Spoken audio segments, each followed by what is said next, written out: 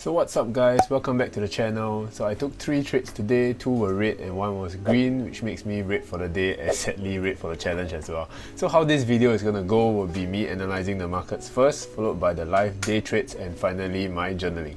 So if you're only interested in the live trades, don't waste your time, just click on the timestamp below to skip ahead and go straight to the live trades. And don't forget to catch me day trade live on YouTube for free later on today and consider subscribing to the channel for my journey. And lastly, if you guys enjoy these live trades, don't forget to like the video and let me know what you guys think about it in the comment section. So now let's get on to the markets. So we're going to start from the Nasdaq market over here on the left side, and you can see that it's actually just going sideways or downtrending, but then after it hit these low pre-market lows, it started to push up again and uptrend. So for Nasdaq wise, the values we'll be looking at is really 1315.0.59 for pre-market lows and around the 13,300s for pre-market highs. So for SPY as well, you can see that it's also sideways and then it downtrended and now it is uptrending as well. So pre-market highs of 411.5 and 408.28 for pre-market lows. And for stocks this week, they have been under pressure due to rising inflation fears, and a speedy economic recovery could prompt the Feds to cut back on their easy money policy. So basically, what people are afraid of is just the inflation is rising and the Feds might have to increase the interest rates.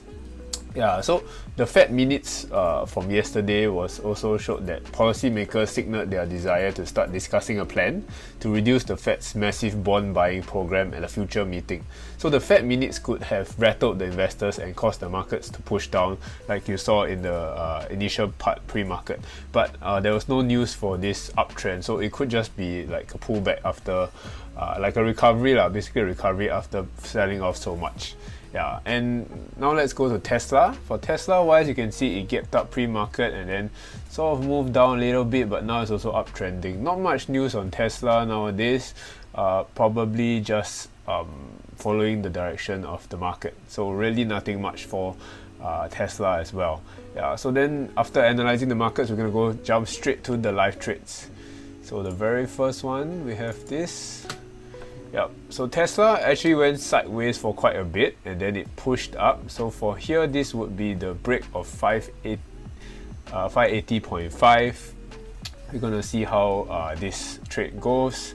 581.5. So we're gonna see how it breaks the 581.5. So right now you can see it actually pushed up, hit highs of around 581.5 and then pulled back again, just how I like it, a bull flag. So this is where I'm going to consider entering after it has pulled back a little bit. So 581.5 will be the entry. My stop loss will be 580.5, and where I'll enter is when I see on the ask it hits about 581.2.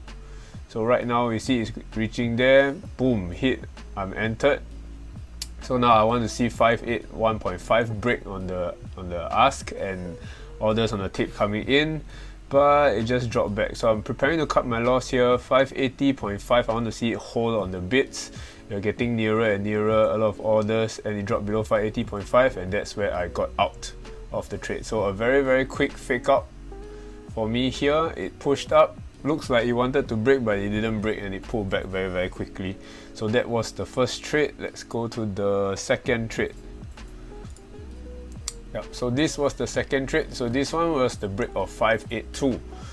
So it hovered around 582 and then pulled back. So now it looks like it's attempting to break the 582 region again. So 581.7 is where I want to see on the ask, and that is where my entry is going to be for Tesla. So 581.5 on the tape. Nothing too crazy, just seeing what kind of orders are coming in. Not going to focus on every individual order. 581.5s are flashing. The ask is holding at 581.4. Gonna see it push up very nicely. 0.4, 0.5s are all coming into play. 0.7 is where I'm looking to enter. So very big order on 0.55. I saw a lot of orders coming in. 0.6 now and 0.8. This is where I entered. Very nice for the break of 582. It broke above 582 but then slowly pulled back very quickly. No worries, my stop loss is 581. Yep, so break above 582 again, a lot of orders on 582. Let's see how it goes. Pushing up 582.3s on the tape. Very nice. Now still holding in 582. At least I'm now in the money a little bit. Not too worried about losing money in this trade anymore. 581.2, nice. We're back at 582 again. 582.7, 583. It broke 583 very nicely. Now can it push further? 583.4. Now waiting if it can push further. I'm gonna get it out, but it pulled back. So this is where I should have exited and locked in some profits, but I didn't lock in some profits here. It's gonna push back up to 583. Can it break some more? It didn't. It pulled back down to 582-ish again. I wanted to give it one more chance whether it can break 583. It broke 583 momentarily, and then see if it can push up a little bit more. Nothing much on the way, and it pulled back a little again, and this is where I exited and sort of locked in my profits. Just a sort of moderate win, at least able to reduce my losses for the very first trade. But I should have exited at the break of 583 and locked in some profits when it started to pull back and it couldn't go any further. Yeah, but nothing too crazy about that. And the very last one will be 59.31. Where is it? Here. So this one was the break of 584. It hit the highs of 584-ish and then it pulled back. So now it's just consolidating a little bit. We want to see it break the 584. So I want to see 583.7 on the ask. Let's see how things go.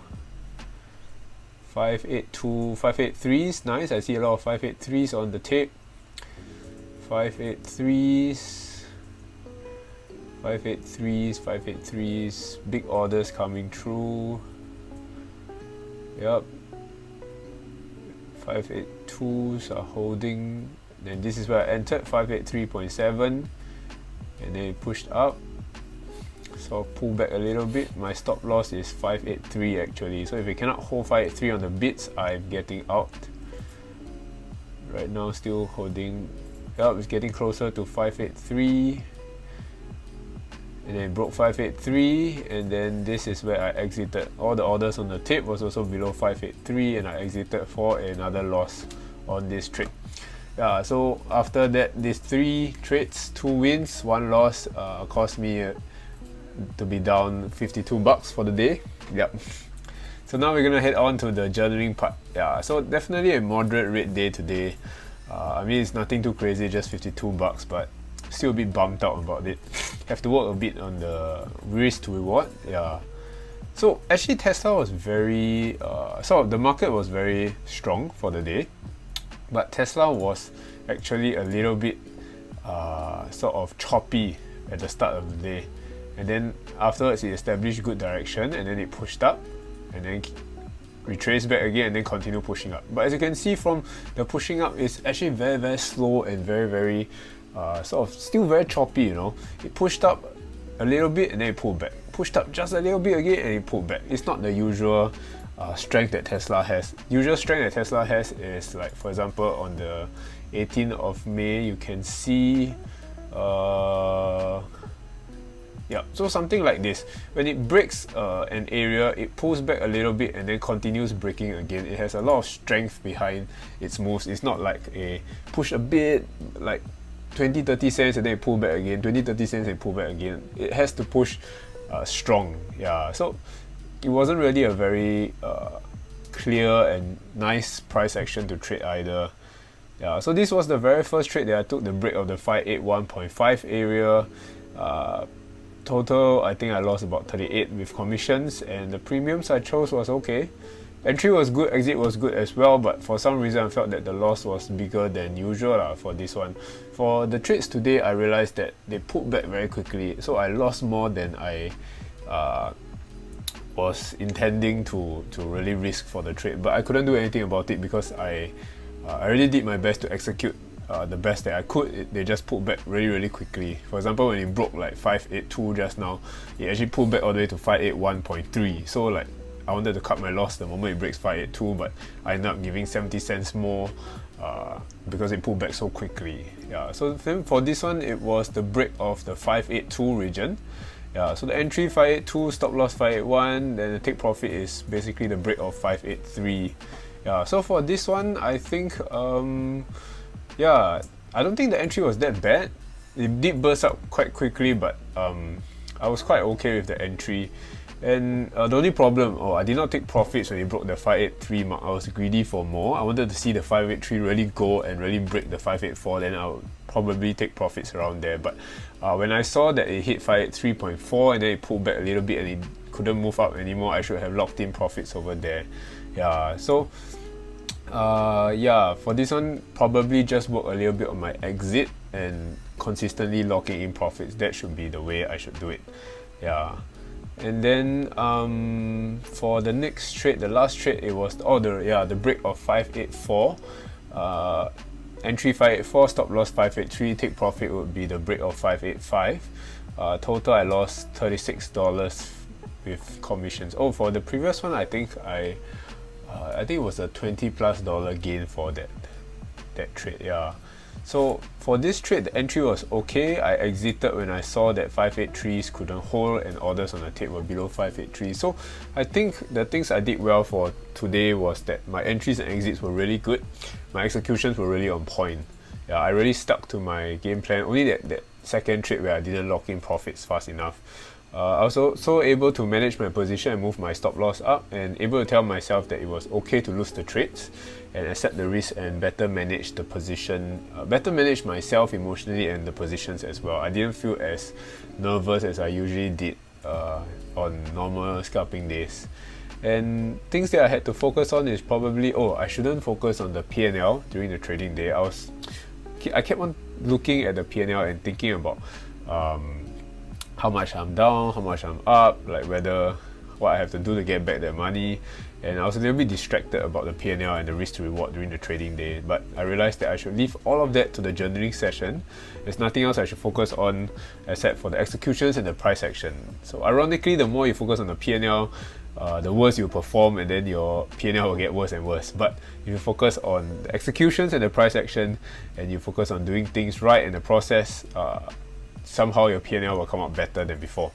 Yeah, and I was unable to see at Tesla. I was also very choppy for the day. I was only able to see that at the end after I sort of take a step back, and I took too many trades in succession. I couldn't see that Tesla just pushed up a little bit and then pulled back again, pushed up a little bit and then pulled back again. That's not the usual way that Tesla does things. I should have waited for a nice pump up, clear direction, and then a pullback, and then I'll enter on that next pump up. Yeah, I didn't see any very clear breaks today. And yeah, I trade Tesla very often, sort of daily lah. Yeah, so I should know that usually when she breaks, she's very clean. When she gets going, she really pushes up very nicely, and there's a lot of strength. So when I do not see that, maybe I should take less trades and sort of only focus on the high probability setups. Yeah, and the last one, I didn't take profits according to my trading plan. It's okay to wait and see if the push can, if the move can push in my favor a bit more. However, if it doesn't, it shows signs of pulling back, I should lock in those profits consistently. So all in all, I think a moderate red day puts me back into red territory for the challenge, but it's okay. I learned from these trades, I'm able to get better and improve. May not have earned money, but the gains that I have earned are intangible, like getting better executions, getting better emotional management and risk management.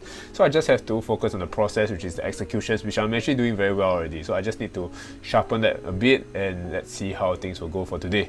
So hopefully I can bring myself back to green territory, but excited to see how today is going. So if you watch all the way to the end of this video, thank you so much for watching. Don't forget to like, comment and subscribe to the channel, and hopefully I'll see you guys in the next video. Bye bye.